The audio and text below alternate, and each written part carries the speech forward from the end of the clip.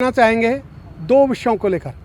एक विषय जो असमय बरसात और प्राकृतिक आपदा के कारण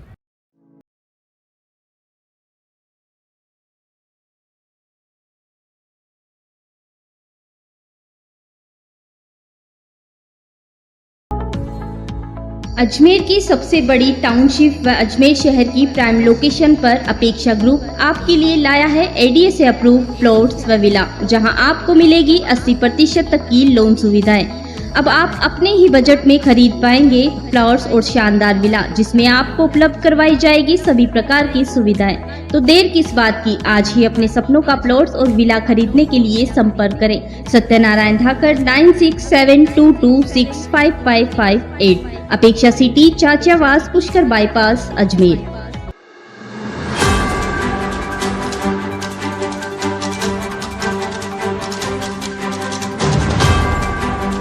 रैली निकाली जा रही है, कहाँ से कहाँ तक निकलेगी और क्या है पूरा मामला?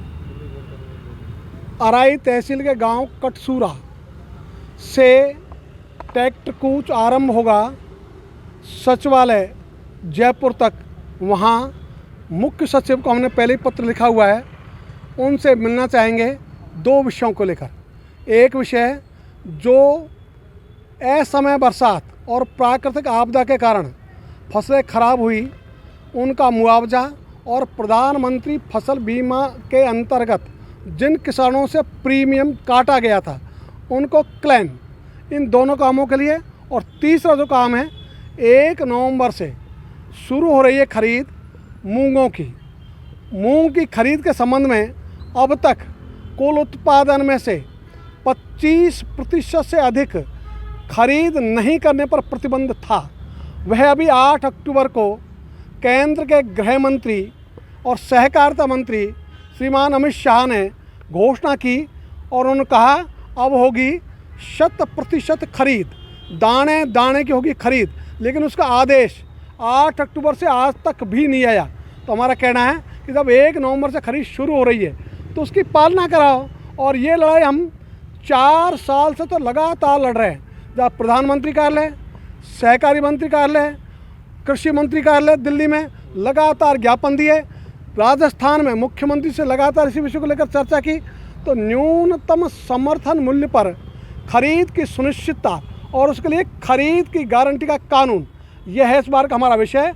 और हमने नारा दिया है इस बार, अब की बार MSP सरकार। इसके लिए किसान तैयार हैं कूच करने को जयपुर कटसूरा से।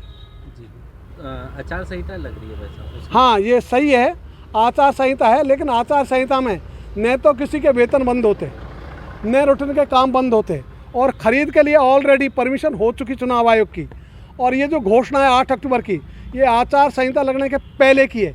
इसलिए जो पहले के काम है उसमें कहीं भी कोई आचार संहिता आड़े नहीं आती। दूसरा, जब राजनीतिक दल रोज़ाना लगातार मीटिंग कर सकते हैं, गांव-गांव में जा सकते हैं, तो किसानों के लिए आचार संहिता है क्या?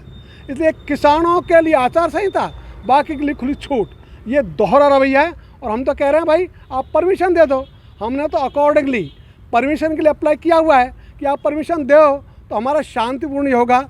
और अब तक हमारा इतिहास है, हमारा सारा आंदोलन सत्य, शांति, अहिंसा पे आधारित रहा है। और इसको हमें हो गए लगभग 40 साल। लगभग कितने किसान अभी वहाँ मौजूद? अभी 100 ट्रैक्टर वहाँ से कूच करेंगे, 48 से ज़्यादा ट्रैक्टर वहाँ पहुँच चुके, बाकी ट्रैक्टर वहाँ पहुँच रहे।